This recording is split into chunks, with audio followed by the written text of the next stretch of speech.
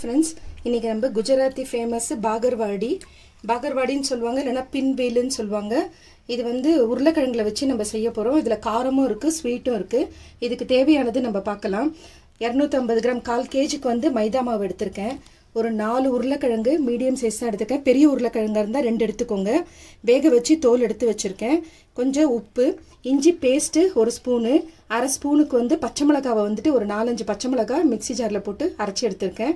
இது கொழும்பு மிளகாத்தூள் 1 ஸ்பூன் வந்துட்டு நீங்கள் தனித்தனியாக இருந்துச்சுன்னா 1 ஸ்பூன் தனியாத்தூள், 1/2 ஸ்பூன் வந்துட்டு மிளகாத்தூள் சேர்த்துக்கோங்க.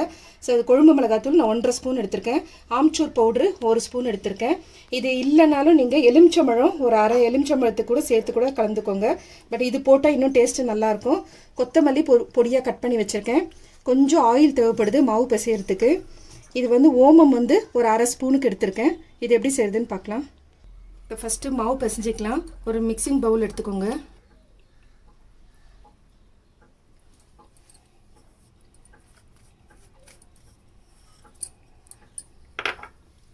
மாவு, இதுக்கு தேவையான அளவு கொஞ்சமாக உப்பு.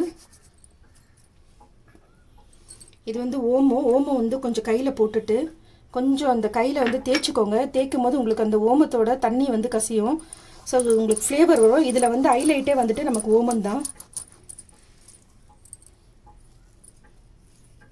2 ஸ்பூனுக்கு ஆயில் சேர்த்துக்கலாம்.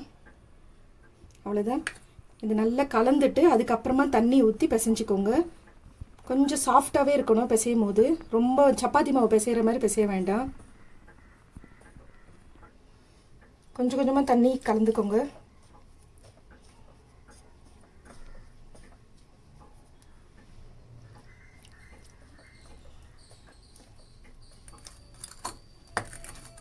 பாருங்கள், இப்போ இந்த பதத்துக்கு பிசைஞ்சால் போதும்.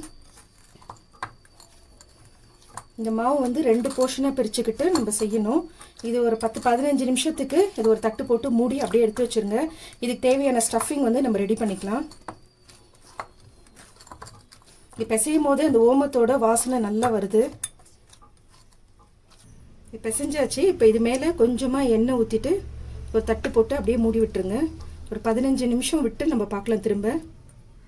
இப்போ இன்னொரு மிக்சிங் பவுல் எடுத்துகிட்டு இது ஸ்டஃபிங் ரெடி பண்ணிக்கலாம். இது வேக வச்ச உருளைக்கிழங்கு வந்து கொஞ்சம் நல்லா இந்த மாதிரி ஸ்மாஷ் பண்ணிக்கோங்க. கட்டியாக இருக்கக்கூடாது. ஏன்னா நம்ம சப்பாத்தி மாதிரி திரட்டணும். ஸோ அதனால் கட்டியாக இருந்தால் உங்களுக்கு உருட்டுறதுக்கு வர சரியாக கொஞ்சம் நல்லா ஸ்மாஷ் பண்ணிக்கோங்க. 4 உருளைக்கிழங்கு எடுத்திருக்கேன். நம்ம சின்னது தான் 4 உருளைக்கிழங்கு, பெருசாக இருந்தால் 2. நல்லா இந்த மாதிரி ஸ்மாஷ் பண்ணியாச்சு. இப்போ இதுக்கு தேவையான உப்பு சேர்த்துக்கலாம். ஆம்ச்சூர் பவுட்ரு,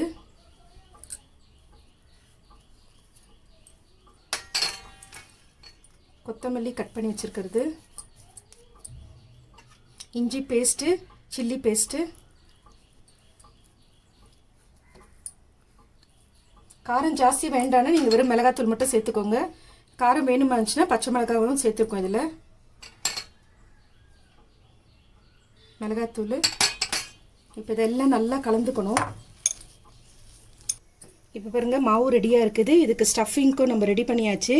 ஒரு கப்பில் வந்து ஒரு 2 டேபிள் ஸ்பூனுக்கு திரும்ப மைதா மாவு எடுத்துக்கோங்க. அதில் கொஞ்சமாக தண்ணி ஊற்றி கரைச்சிக்கோங்க. இதில் டிப் பண்ணி தான் நம்ம எண்ணெயில் பொரிக்க போகிறோம். கொஞ்சம் தண்ணி பதத்துக்கு இருக்கட்டும். பாருங்கள், இந்த மாவு இந்த பதத்துக்கு கரைச்சி வச்சுக்கோங்க. இப்போ எல்லாம் ரெடி. நம்ம செய்கிறது பார்க்கலாம். நம்ம இது மேலே கொஞ்சம் எண்ணெய் ஊற்றி வச்சுருந்தோம் இல்லையா, இது இன்னொரு தடவை கொஞ்சம் பிசைஞ்சிக்கோங்க. நம்ம பிசைஞ்சு வச்ச மாவில் 2 போர்ஷனாக பிரிச்சுருக்கோம். இப்போ இதை செய்ய ஆரம்பிக்கலாம்.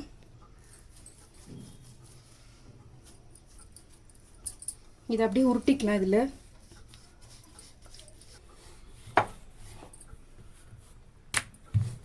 கொஞ்சம் நல்லா பெருசாகவே இதை உருட்டிக்கோங்க. மாவெல்லாம் வந்து போட்டு திரட்ட வேண்டாம். இதில் எண்ணெய் போட்டு நம்ம கொஞ்சம் பிசைஞ்சிருக்கிறதுனால அதிலே உங்களுக்கு வந்துட்டு இந்த மாதிரி தேய்ச்சிக்கோங்க.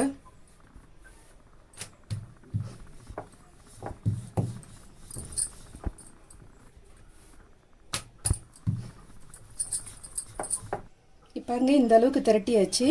இப்போ இதில் ஸ்டஃபிங்க்கு இந்த உருளைக்கிழங்கு எடுத்து வச்சுட்டு இது ஃபுல்லாக இந்த மாவு ஃபுல்லாக வந்து ஸ்ப்ரெட் ஆகணும்.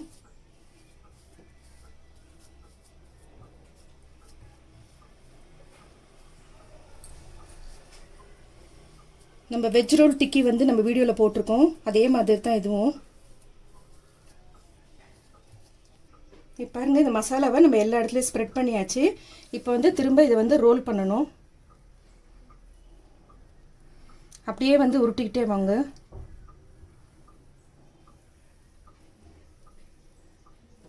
அவ்வளோதான்.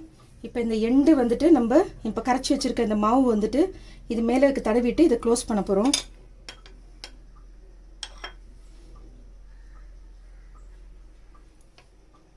பிரியாமல் இருக்கிறதுக்காக தான் இது.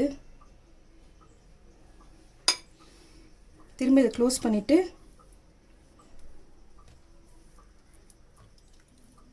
இப்போ இந்த எண்டு வந்து மாவு போட்டு நம்ம ஒட்டியிருக்கிறதுனால இது ஃபுல்லாக வந்து கவர் ஆகிடுச்சு.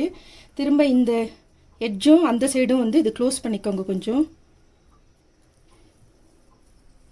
அதே மாதிரி இந்த பக்கமும் க்ளோஸ் பண்ணிவிட்டு இப்போ இதை நம்ம கட் பண்ணிக்கணும்.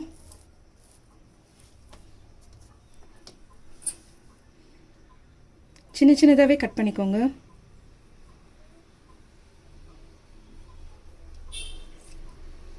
அவ்வளோ, ரொம்ப பெருசு வேண்டாம்.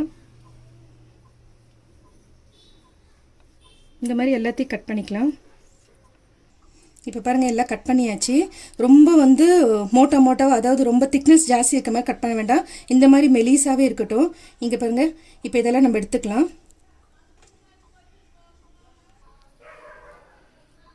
பாருங்கள், எல்லாத்தையும் இந்த மாதிரி ஒரு தட்டுக்கு ட்ரான்ஸ்ஃபர் பண்ணிக்கோங்க. இதுலேயே பாகர்வாடிலே நிறைய இருக்குது, ஸ்வீட்டு காரம் எல்லாம் இருக்குது.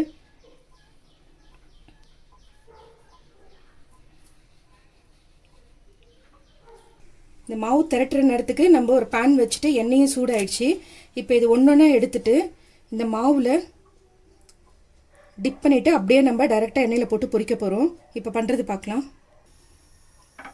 எண்ணெய் காஞ்சிடுச்சு, நம்ம பொரிச்சுக்கலாம். எண்ணெய் காஞ்சதுக்கப்புறம், ஏன்னா இது ஃபுல்லாக நம்ம போடுறதுக்குள்ளே தீய ஆரம்பிச்சிடும், அதனால கொஞ்சம் லோ ஃப்ளேம் பண்ணிக்கோங்க.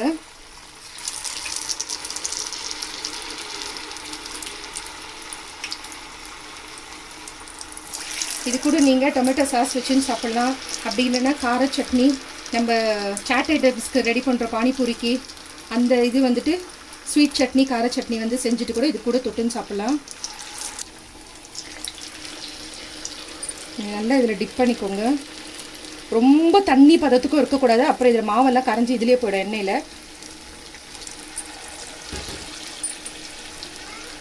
லோ ஃப்ளேமில் இருக்கிறதுனால தான், இல்லைனா சீக்கிரமே தீய ஆரம்பிச்சிடும். ஏன்னா இத்தனையும் நம்ம போட்டு பொரிக்கணும். கொஞ்சம் இது கோல்டன் ப்ரௌன் கலர் வரணும். இப்போ 5 மினிட்ஸ் ஆகும் இது வேகிறதுக்கு. இந்த சலசலப்பெல்லாம் வெந்து நிற்கிறதுனால தான் இந்த சலசலப்பு இருக்குது. இது வெந்துருச்சுன்னா உங்களுக்கு அந்த ஈரம் போயிடுச்சுன்னா இந்த சவுண்டெல்லாம் உங்களுக்கு கம்மியாயிடும். இப்போ ரெடி ஆகிடுச்சு, நம்ம எடுத்துடலாம். இங்கே பாருங்கள், கலர் பாருங்கள், இந்த கலர் வரணும் இது. இங்கே பாருங்கள், இப்போ நான் பிளேட்டில் வச்சு காட்டுறேன் உங்களுக்கு, எடுத்துடலாம். பாருங்கள் ஃப்ரெண்ட்ஸ், நம்மளுடைய குஜராத்தி ஃபேமஸ்ஸு பாகர்வாடி ரெடி. இது ஆலு பாகர்வாடி, பின்வீல்னு சொல்லுவாங்க இங்கிலீஷில். இதே மெத்தடில் நீங்களும் செஞ்சு பாருங்கள், அது டேஸ்ட் ரொம்ப நல்லா இருக்குது. இது கூட வந்து நான் டொமேட்டோ சாஸ் வச்சுருக்கேன். நீங்கள் தித்திப்பு இது ஸ்வீட் சட்னி இல்லைனா கார சட்னி கூட இது தொட்டுன்னு சாப்பிட்லாம். பசங்களும் ரொம்ப விரும்பி சாப்பிடுவாங்க. இதே மெத்தடில் செய்யுங்க. பிடிச்சிருந்தால் லைக் பண்ணுங்கள். புதுசாக பார்க்குறவங்களா இருந்தால் சப்ஸ்கிரைப் பண்ணுங்கள். மறக்காமல் பெல் ஐக்கானை ப்ரெஸ் பண்ணுங்கள். அப்போ தான் நான் போடுற வீடியோ உங்களுக்கு உடனுக்குடன் நோட்டிஃபிகேஷனில் வரும். Thank you friends.